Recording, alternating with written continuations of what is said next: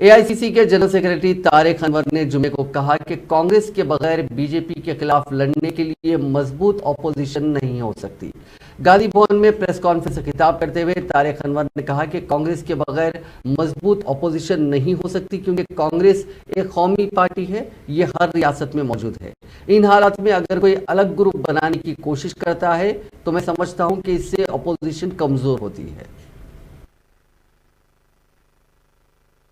जन समर्थन मिला, वो यकीनन लोगों को बहुत उम्मीद थी, उनसे बहुत आशा थी, लेकिन वो नाकाम नहीं।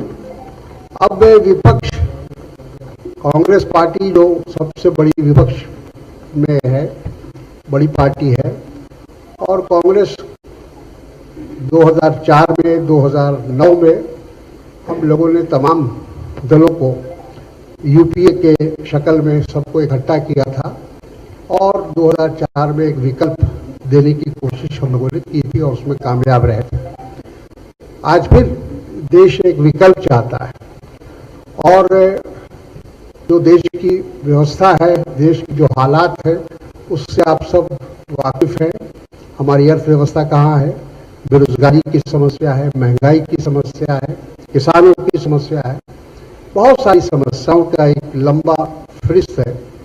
तो ऐसे हालत में हम कांग्रेस पार्टी का प्रयास है कि तमाम विपक्ष को एक साथ जोड़ा जाए और कोशिश हमारी जारी है।